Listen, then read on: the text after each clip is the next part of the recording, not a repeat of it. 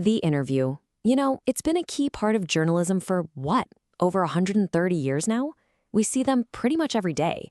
But for something so common, it's amazing how much it divides people. Is it a noble art, a way to get to the truth, or is it something a little more sinister? And this is really the heart of the conflict, right? On one side, you've got people making these huge claims, calling the interview a vital source of truth. But on the other side, many see it as just a gross, unwarranted intrusion into someone's life, something that actually takes a piece out of them. It's a really fascinating and deeply personal split. And, nobody felt that sense of violation more than the people who were so often the subject, celebrated writers.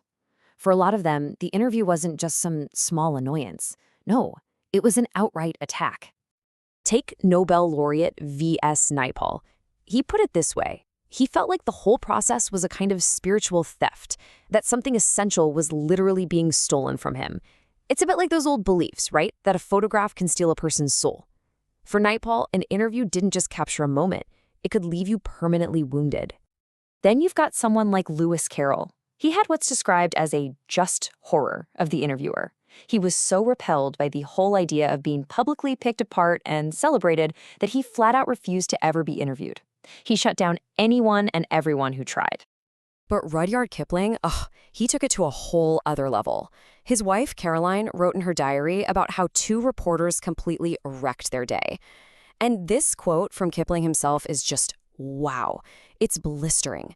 He's basically comparing being interviewed to being physically assaulted, calling it a crime that deserves punishment. And this next one, man, it just perfectly captures that feeling of violation. The novelist Saul Bellow used this incredibly visceral image. Interviews were like thumbprints on his windpipe. It gives you this sense of being suffocated, of your own voice, your own self, being squeezed right out of you by someone else's agenda. But here's where it gets really interesting. The hypocrisy of it all. Both Kipling, who called it an assault, and H.G. Wells, who called it an ordeal, weren't just the ones being interviewed. They were also the interviewers. Kipling actually interviewed Mark Twain, and Wells even sat down with Joseph Stalin. So, was it only a crime when they were the ones in the hot seat? So what if this feeling of violation isn't a given?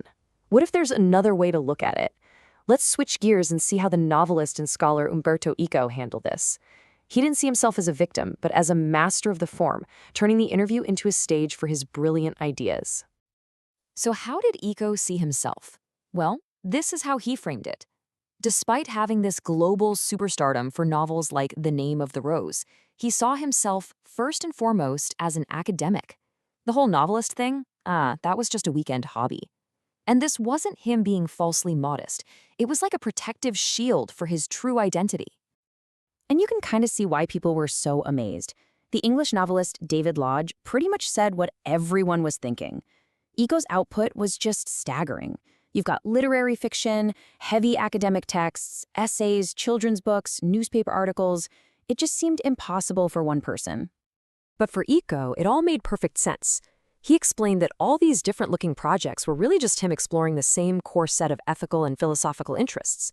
So whether it was a dense novel or a simple book for kids about nonviolence, it all tied back to his central ideas. It gave him this incredible sense of purpose. So the big question is, how did he physically find the time to do all of this? Well, he had a secret, a whole philosophy of time he called working in the interstices. Interstices, so what are they? They're the empty spaces, the little gaps in our day. He's talking about waiting for an elevator or waiting for guests to show up for an appointment. He believed our lives are just full of these little pockets of time that most of us we waste them. And he illustrates this perfectly with what he told his interviewer.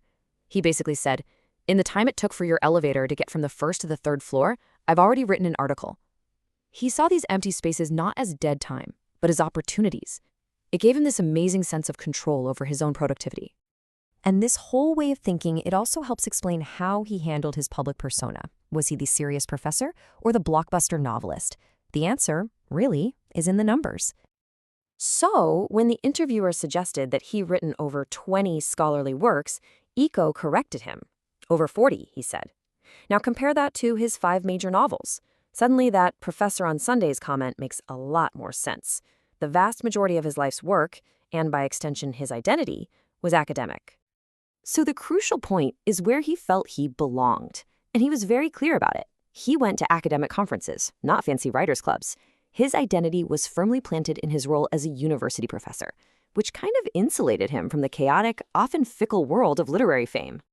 But here's the thing, he wasn't naive. He knew his super dense academic work on things like semiotics was never going to reach a huge audience. The novels, they were his bridge to millions of readers he could never have connected with otherwise. It was a tool he used, but always on his own terms. Okay, so let's talk about that connection, that success. The blockbuster reception of his very first novel, The Name of the Rose. It was something that baffled journalists, publishers, and honestly, even Eco himself. Just look at that number, 10 to 15 million copies sold. And this was not a light, breezy beach read, okay? We're talking about a dense, very serious novel that gets deep into metaphysics, theology, and medieval history. It just defied all commercial logic. The difference between what was expected and what actually happened is just mind-blowing. His American publisher loved the book, but figured they'd sell maybe 3,000 copies. Their logic was, who in America has seen a cathedral or studies Latin? Well, in the end, it sold 2 to 3 million copies in the US alone. Just incredible. So what did the brilliant professor of science and symbols, the master interpreter, have to say about all this? His answer? He had no idea. He thought that if he'd written the book 10 years earlier or 10 years later, it just wouldn't have hit the same way. To him, its massive success was a total mystery. And that leaves us with this final thought, which kind of brings us full circle back to the interview itself. For some, the interview is a weapon, something that wounds. For a master like Eco, it was a stage that he completely controlled. But his final conclusion was that even he couldn't predict success. So maybe the interview isn't a perfect window into some predictable truth after all. Maybe it's just a snapshot of a person in a moment where success and identity, well, maybe they just remain a beautiful, unsolvable mystery.